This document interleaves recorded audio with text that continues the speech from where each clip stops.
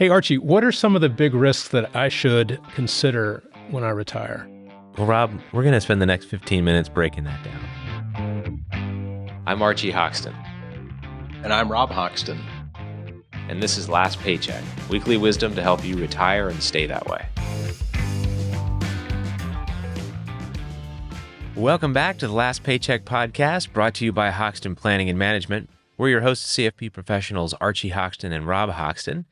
And today we're going to talk about risks, and specifically retirement risks. These are risks that you'll face in retirement that you need to be aware of and prepare for. Now, it's not an exhaustive list, but these are some of the big ones that we come across that are on retirees' minds, or maybe not, and it needs to be. So, yeah, we're going to cover really 5 different risks and costs and things that you should be planning for. Yeah, just things to have in the back of your mind, things to ask maybe your CPA or your financial planner if you have one, because you don't want to miss it. There are opportunities and risks associated with all of them. Yeah. So the first one, and this is kind of the big one that I think most people, it's on most people's minds, is investment risk. And this is one that, when you retire, you go from your income coming from employment and the work that you do. And, for most people, it's fairly consistent and reliable. But then when you retire, you go to living on investment income. Yeah. Social Security, investment income. If you have a pension, you're basically on a fixed income, right? Right. And so investment risk becomes much more important and tends to be a bigger pain point and concern when you retire than maybe when you were working and just put money away in your 401k. Yeah. As a retiree, you'll tend to notice the ups and downs of the market much, much more readily. And those downs can be quite frightening. Right. It starts to bring up questions like, am I going to run out of money? Is this going to be enough for me? Did I do this the right way or the wrong way? Should I have taken this risk? Should I have avoided risk altogether? Yeah. So you can start to have, to second guess decisions you've made, which in and of itself can be dangerous. Yeah. And I always think that there's sort of a, line that you cross over where it's still, even if you're taking money out of your portfolio and getting income from Social Security and maybe a pension, it might kind of feel most of the time similar to working. You're just doing different things during the day. But if you check your accounts a lot and all of a sudden you're like, oh, wow, that's a lot less than I thought. There's just a visceral reaction that many of us have. And if you're not actively contributing to it, you're taking out of it, it just feels a lot different than when you're working. So, the temptation, Archie, is to not take investment risk. That's right. Because if you don't take investment risk, then you never have to feel afraid when the market does what it does all the time. Yeah. It's typical for the stock market to go down at least 10% once every year. Yeah. It may not be negative for the year, but it may have a temporary slide of 10% or more. That's called a correction. So the temptation is, I don't really want to do that. I don't want to have to experience that, so I'm just not going to take any investment risk. And as a result, you're stuck with whatever depository rates or CD rates are available to you, or maybe a short-term treasury or something. So fixed annuity or something like that. Very few people can afford the luxury of not taking risk because they lose purchasing power. Inflation is greater over time than the rate that you get on those fixed savings types of accounts. It doesn't feel like that right now, though, because we're in a unique moment in history where we experienced really, really high inflation. That's come back down to, I think, just recently, as of recording this, around 2.5%. So, and you can get a CD 3.9, 4% in that ballpark. So it feels like, well, I'm making more on my money than inflation, but this is sort of a unique moment in history. Most of the time, depository rates are lower than inflation, and they have been. So cash and CDs and things like that historically don't keep up. Yeah, there are inflection points where you get current rates and the inflation rate where they may be higher or lower. Those are inflection rates. But if you look at the longer term trend of, a few years or longer, then it becomes really clear that simply sticking your money in a savings account or a CD will not get the job done. Because if you live for 30 years in retirement, which many of us will or more, you're not going to be able to buy as many things later in your life. Right. And the big thing that I think of is the one that has the highest inflation rate of all, and that's healthcare. Yeah. So that's a big risk. That's a big retirement risk, not taking enough investment risk. Yeah. Because the investment risk, the risk that you're taking, it's sort of you can think of it like the price that you're paying for having the opportunity to outpace inflation and grow your purchasing power faster than it's eroded. And that's really important. But you got to find the right mix. You got to be smart about it. You got to not take too much risk. You got to be diversified. You've got to do everything that you can to mitigate that risk, but you've got to be invested in appreciating assets. Yeah. And we've already kind of covered this, but the next risk, the big one, is inflation. Right. And we're all much more familiar with inflation now than we were, 10 years ago, because the big reminder that this can sort of rear its ugly head and make prices go through the roof. Yeah, we had a long time, 15 years or so, where inflation was, 1.5% per year. It's almost not even noticeable at that level. And you had a lot of assets coming out of the credit crisis, like housing, actually went down in price for a very long time and didn't come back to its old highs until not that long ago. Right. So we kind of lost touch with what it felt like to have high egg prices. Yeah. And it happened very quickly. So, and that can happen at any point in time. So that's the thing. It's investing and taking that risk, and the risk being sort of if you're investing well with a good strategy, properly diversified, that short-term volatility, that is the toll that we pay to have the growth in the long term that keeps the inflation monster at bay. Otherwise, you'll spend, if you want to maintain the same lifestyle, you'll spend more and more and more of your money every year until it's gone. Right. So that's a significant risk. This is less of, I would say, maybe I wouldn't call this necessarily a risk, can be, but it's certainly one of the largest costs that you'll have in retirement, and that's taxes. Taxes, they are a different animal when you're retired, right? Because if you've been saving, depending on the different savings vehicles you've been using, you're going to have different types of taxable income. You're going to have to make choices about which types to realize.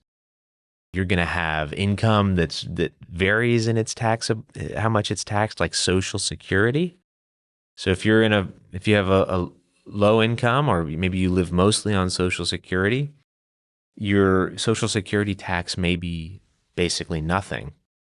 And maybe your overall taxes are nothing after you take the standard deduction. But picture this, maybe you have an IRA that you're not using, and your taxes are really low and your Social Security isn't taxable. And then you hit age 73 and you're required to take money out of the IRA.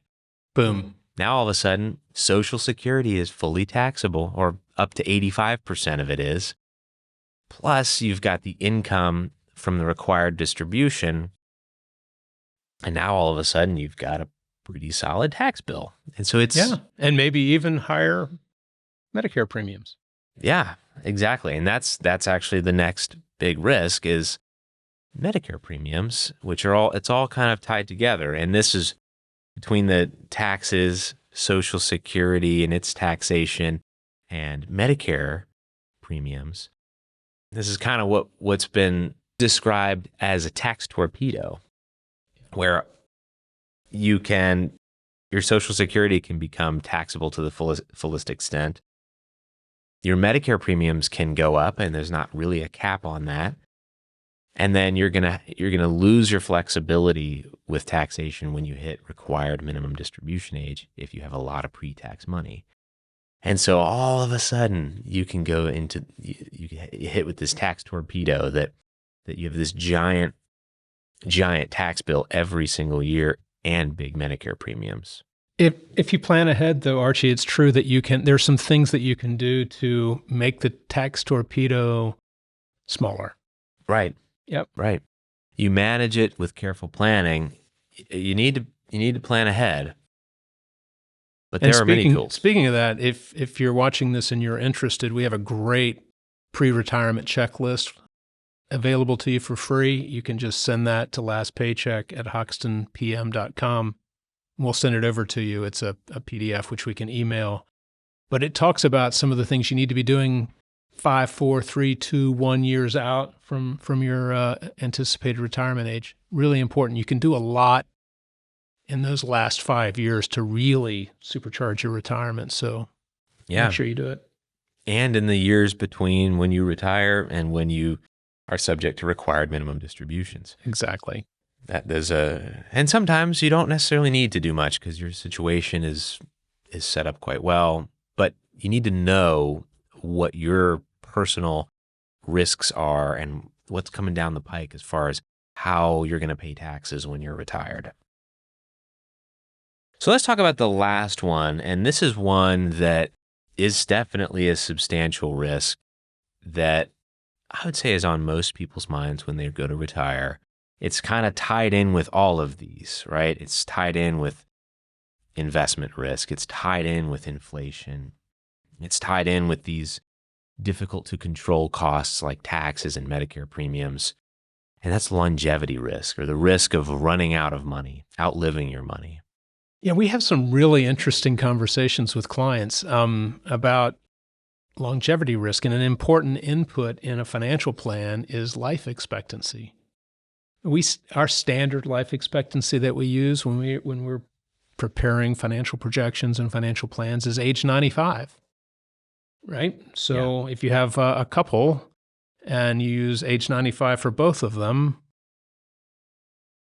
there's a good chance anymore that, with good health and a great attitude, one of them might see that. Yeah. And in some cases might live longer than that. And so, but we always get this sort of argument.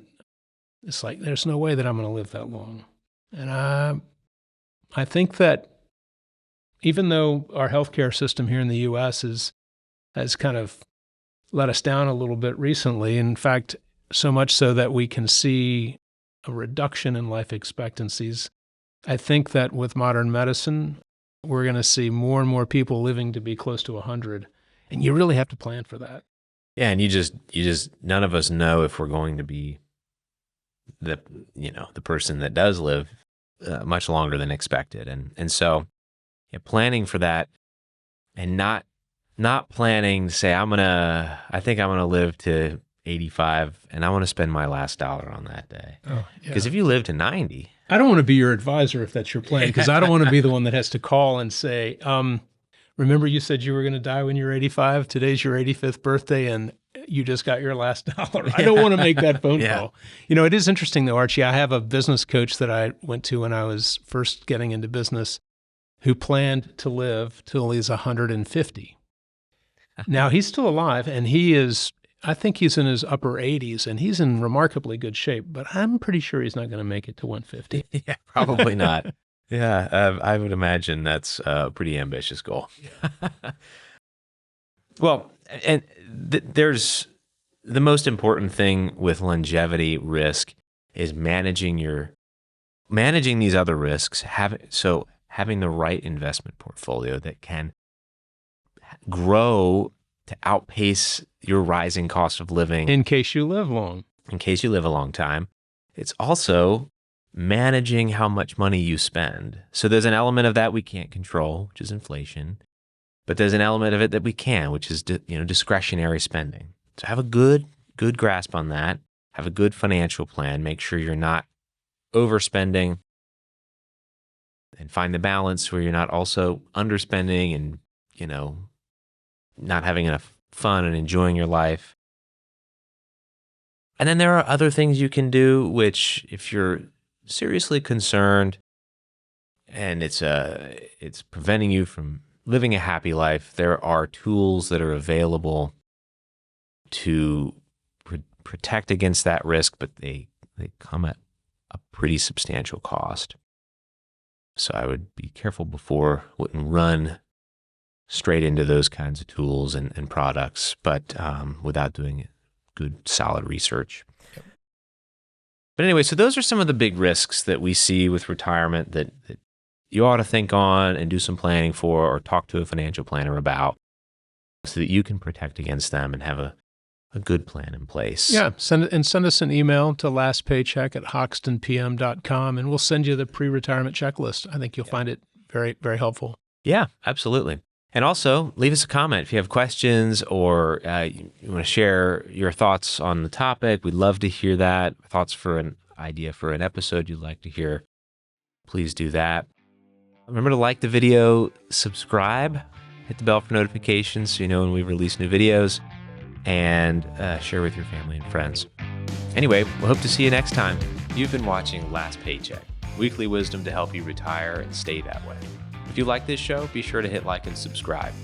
Last Paycheck is available anywhere you get your podcasts.